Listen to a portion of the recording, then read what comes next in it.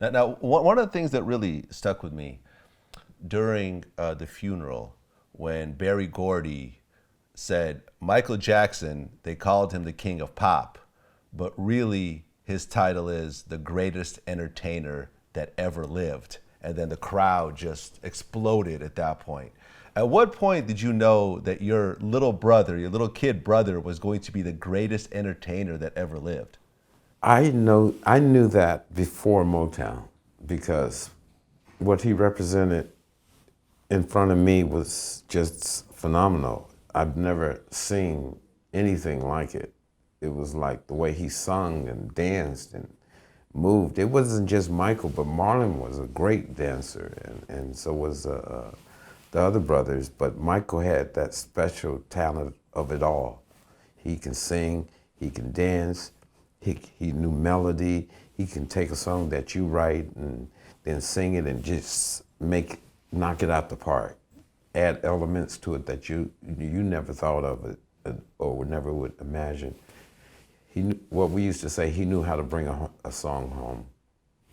He really knew how to bring a song home.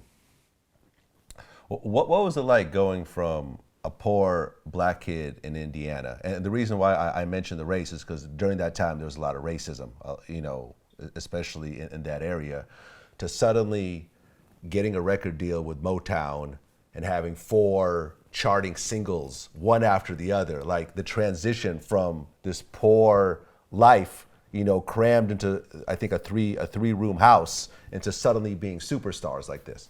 Well, I tell you, in Indiana, we dreamed a lot. We wanted to be stars. I remember we used to look at the cloud formation out of our back bedroom window and imagine that those were mountains and we're in California and things like that. And so when we moved from Indiana to California, we were so fascinated with it. And we were young. I think I was something like 13, 14 years old, and Michael must have been around 8 or 9 years old. And we were so fascinated with palm trees and mountains that, we didn't think about whatever. You're a child. You don't measure money or things of that nature. You just, as long as you can buy your little candy or your popsicles and run around the city and have fun. And that's what we did.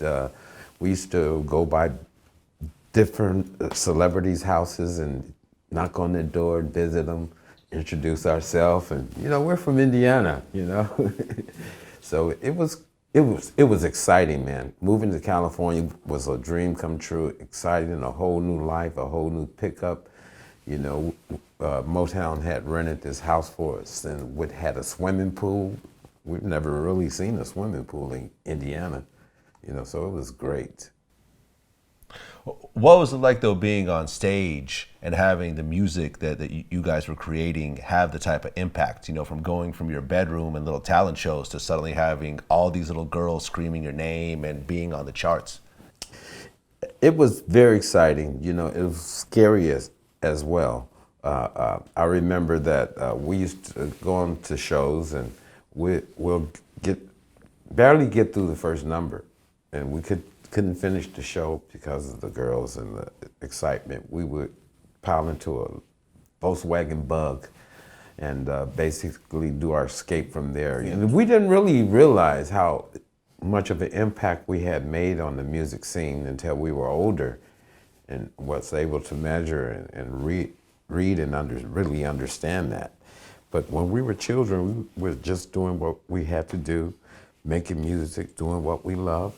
And traveling and seeing the world was very exciting. Things that you read about in textbooks in school, you actually got to go there to these wonders of the world and go to Asia or China or wherever in the world, Europe. And we'd come home and share our events with the classroom and that whole thing, and it was just great. How much racism did you really experience during that time?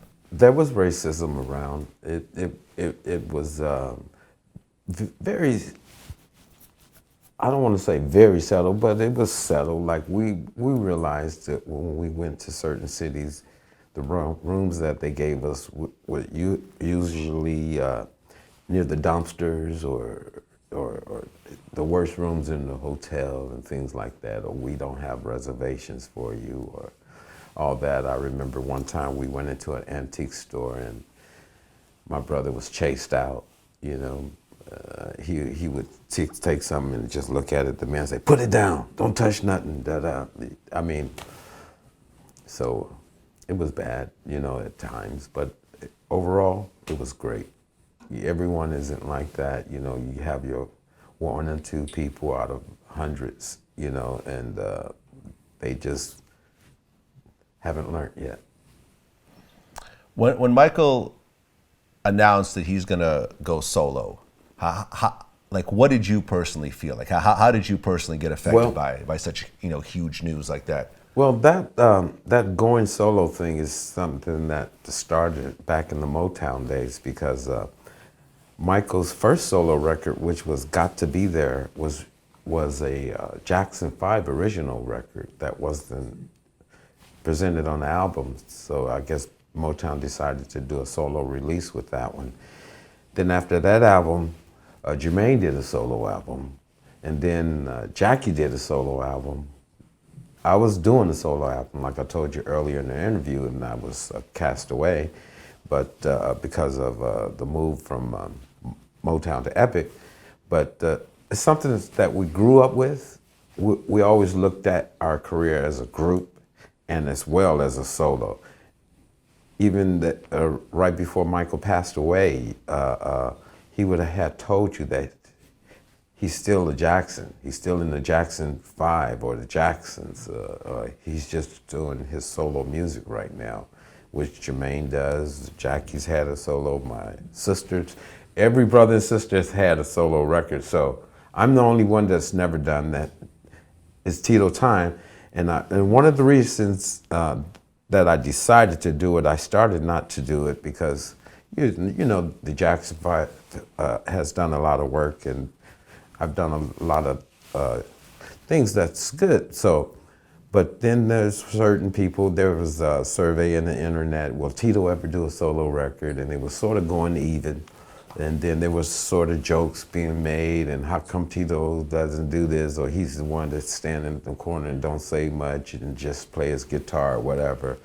And there was a comment by Mr. Charles Barkley that really pushed my button, and I said, you know what, I have this music over here that I'm just holding.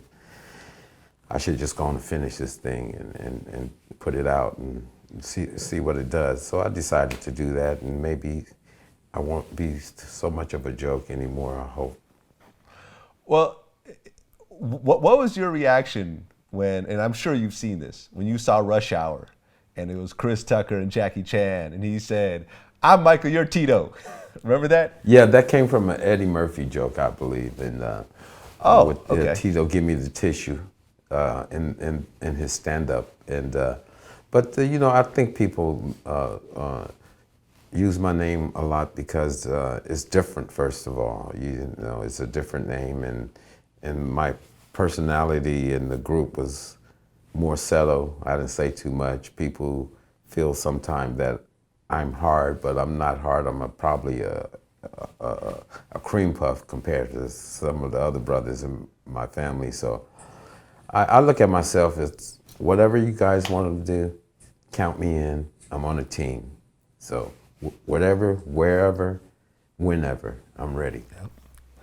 You know, one of the big debates that we have on Flat TV with a bunch of the guests is Michael Jackson's greatest album, Off the Wall or Thriller. I've said Thriller, other guests have said Off the Wall. If you were to say Michael Jackson's greatest album, what would it be? Thriller. Thriller. Thriller was his greatest album. I totally agree. But I guess Quincy Jones actually said Off the Wall. I don't know why. My vote goes to Thriller. Well, why would you say Thriller over Off the Wall? Well, I just like the whole production of the album. I like the video content and just the way it was presented. And it was just and it was a bigger sell. So that says it right there.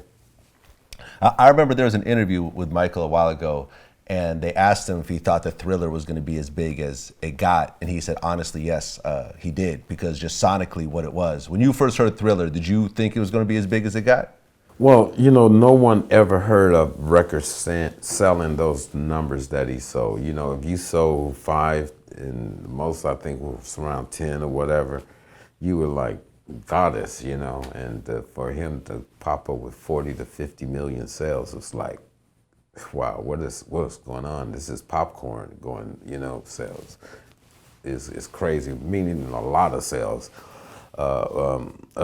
It's just tremendous, man. You know, every artist would love to do that. You know, that's a dream, and that's the record, that every artist's goal is to try to reach.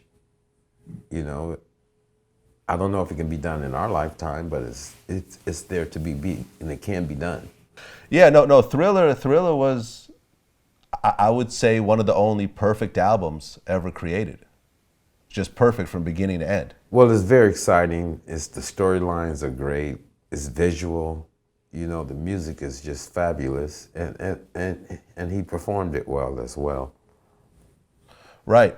You were there when he did that famous moonwalk. That was the Motown anniversary. Yes. What went through your mind when you saw that? We were very excited because we had all the brothers on stage at one time, and that was very exciting for us to be back on stage as a group. And we knew Michael was going to sing these songs from his solo release, and he had a special performance with it. So we all backstage in the green room watching the monitors, and along with other entertainers, of course. And when he did it, the room just went crazy. I mean, that was their first time seeing it. We have seen the moonwalk ever since we were little, you know, and that was their first time seeing it. And they just gravitated toward it and loved it. It was like one of the greatest performances. So it was good. It was good. Wait, so Michael had been doing the moonwalk at home already? Yeah, he had been doing the moonwalk for a little while as a little boy. It was something that we used to do. Marlon used to do it as well. And it was just a funny thing that we used to do. We never thought about putting it in the show or using it the way he used it. You know, so Michael was that type of person. He could take an idea and make it his own, you know, present it in a fashion that you could never imagine. And that's what made him a little different, I think. What do you think about the whole situation?